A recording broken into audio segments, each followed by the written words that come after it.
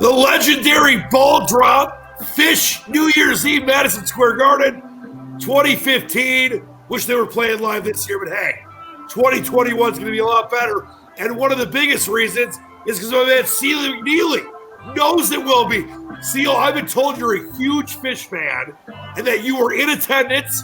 You took home 100 balloons, and it was one of the great days of your life. It was tremendous.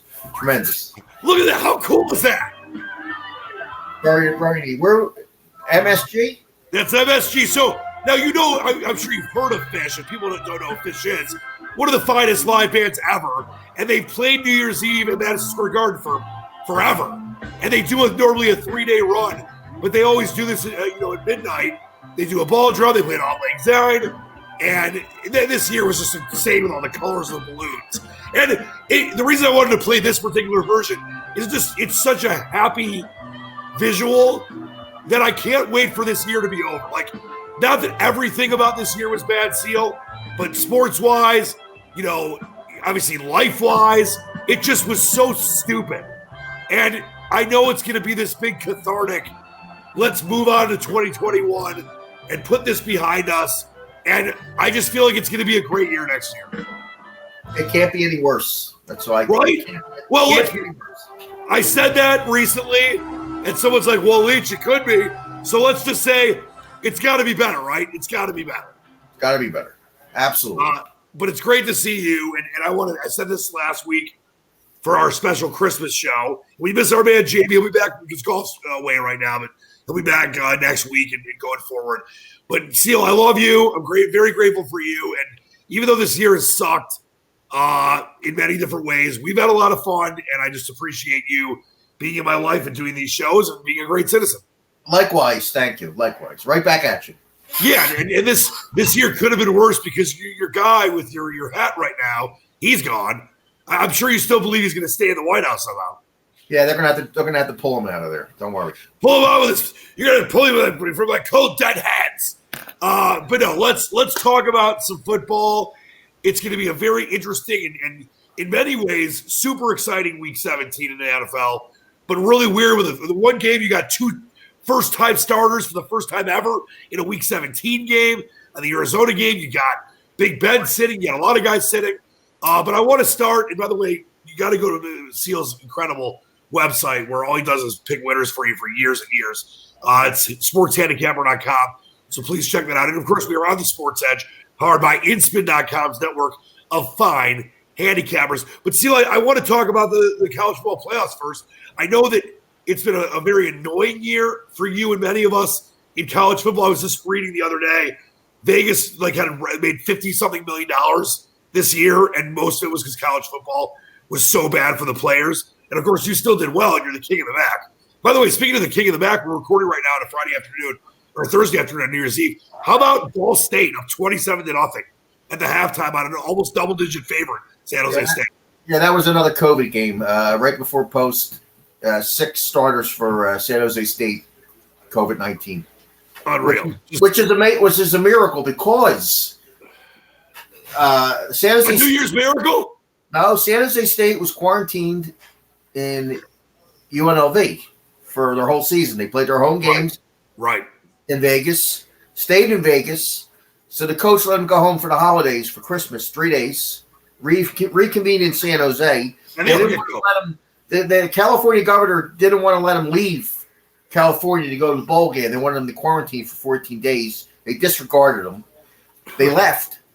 And after they went home for the holidays, at least six starters were out today with COVID-19. Unbelievable. I guess what happens in Vegas stays in Vegas. Yeah, they should have stayed in Vegas. That's what they should have done. It's just unreal. Such a crappy year. Yeah. At least they played. We played football. I remember we talked about this early on, and I know I was in the minority. It's not that I didn't want them to play college football. I just didn't think it made much sense because it was going to happen like this. Now, listen, you had some great games. You had a lot of kids that got a chance to play that wouldn't have. And obviously, they waived the rule. You can come back next year no matter what if you want to. So that's great. But I just knew we'd have some teams played 5 games. Some teams played 11 games. Some teams played 3 games. It was just, at least they got to play, but there were so many issues that I just knew it was going to happen. And that's why I wasn't against them playing, but it just felt so weird. I mean, the Big Ten didn't start in October, Pac-12 October, just so weird. MAC, same thing.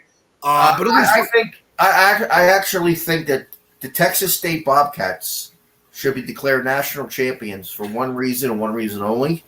They played 12 games. Yep, they're the only team, right? They played 12 games. They didn't miss a game, even though they won, I think, 2 games. Yeah, they were terrible. Declared national champions because they got through 12 games. So they should pull the UCF thing and just raise their own banner. We're the national champions. That's right. That's what else qualified. They deserve it. Well, let's talk about the playoff. Let me throw up the instant lines. And, we've got a playoff, and most people, I would think, would agree these are the 4 best teams. Some believe that Ohio State should be in there because they only played 6 games. But let's take a look at these games tomorrow.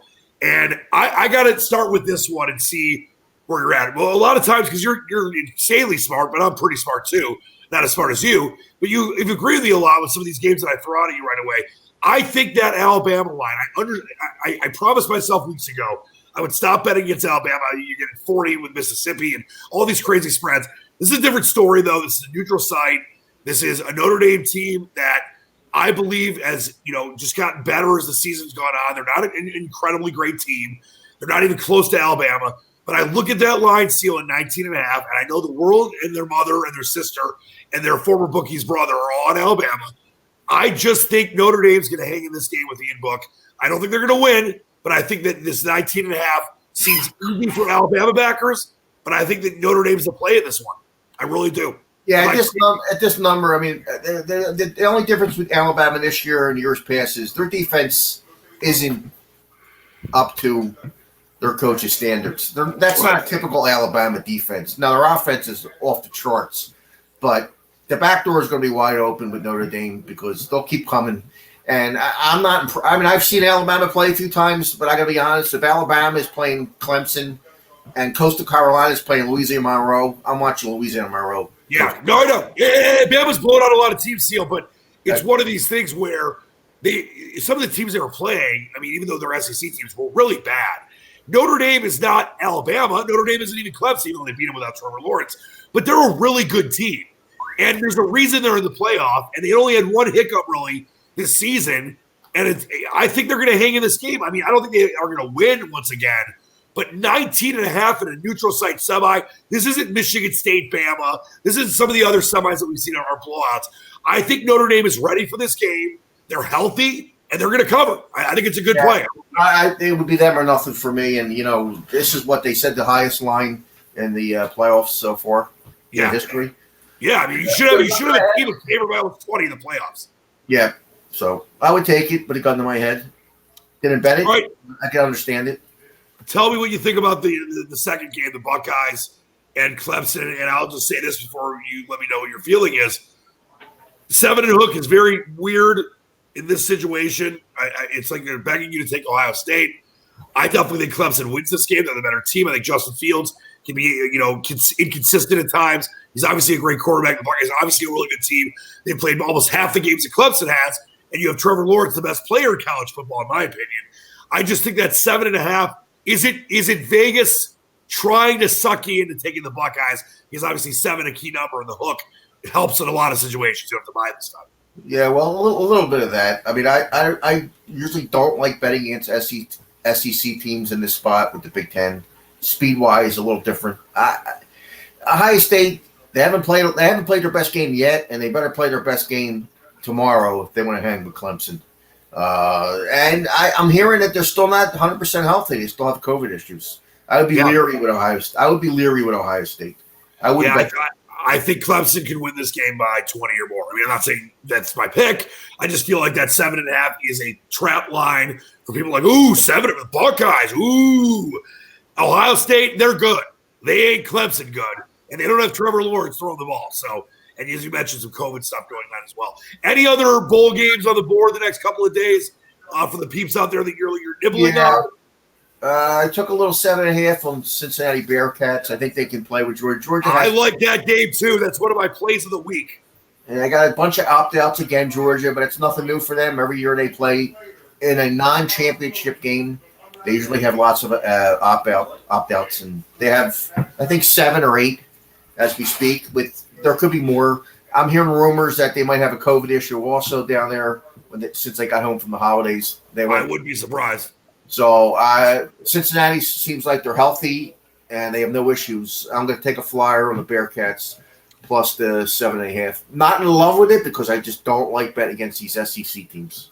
Right. No, I get it. But I like Cincinnati. They, as far as a non-Power 5 conference team, are just really, really good. Like they're not an SEC. Yeah, they're not an SEC type team. They're not even a Big Ten type team. But Luke Fickell has recruited very well there. They've got a lot of talent at all different levels. I've watched them play several times this year. They're a good team. They're really, and they can score a lot of points. They're in a great recruiting area, and he's a hell of a coach. Yeah. So, he is, and Fickell, he might. I know that I love him in Ann Arbor at some point, taking over for Harbaugh. So we'll have to see if that ever happens. Well, yeah, I think that line's going to drop tomorrow. I know a lot of smart money on the dog. It hasn't showed yet. It will show tomorrow, I believe. Yeah, it's weird to have 2 big games. Obviously, one bigger than the other in the playoff with the Buckeyes and Clemson. But to have 2 7.5s in big spots, it just tells me, that there is some pressure on some of the bookmakers to get you to bet on one side or the other. I think on the Buckeye side, it's against the Buckeyes. That's what I think the play is. On that side, I think it's taking the Cincinnati Bearcats because you mentioned that line might go down. It might go down to 6.5 tomorrow. It's going to go down. It's going to go down. All right. Well, let's talk a little Week 17 NFL. And I want to get your feeling on this because you've been doing this for a long time. Of course, Week 17 has a preseason feel in some situations. A lot of guys, teams that are in the playoffs already don't have seeding issues, resting their stars. I mentioned Big Ben's going to be out. Other players are going to be sitting on Week 17. But also, you've got the extra 7 seed this year in the NFC and the AFC. So you have more teams alive. So I would say this is probably going to be our most exciting Week 17 ever, right? But you're going to have more games that mean something than we ever had before. How are you going to tackle this week? Are you still going to just, stay as you always do with just, a certain few games, or are there more that are wetting your whistle because there's more games that mean something, Week 17 that maybe last year, the year before would not have happened? No, because the difference is being the 2nd seed, you used to get a bye. First 2 teams, right? Second team get a bye, which everybody wants going into the playoffs. Everybody wants a bye. This year they put the 7th team in, but only the first team in each conference gets a bye. So teams going for 2nd, 3rd doesn't mean anything really. That's why I think Buffalo's not going to play anybody this week. Miami's the right side. The game was pick 'em 1. It went to 3 today because they said Fitzpatrick isn't playing. He's got COVID. But it moved for the wrong reason because the only way he was playing is if Tui struggled again like he has a couple times this year and he would come in. But he wasn't supposed to start anyway. There's value plus 3. I don't think Buffalo's going to play with hardly anybody on Sunday. I will be taking 3. I already took some. I'll be taking more. That game, the other game I like a lot, and I bet it earlier in the week, is the Browns. I bet a bunch of teasers with the Browns -0.5 when the game was 6.5 to open the week. Yep. Because when you bet the line moves, obviously. No, I knew Roethlisberger wasn't playing, and a lot of their other players weren't going to play.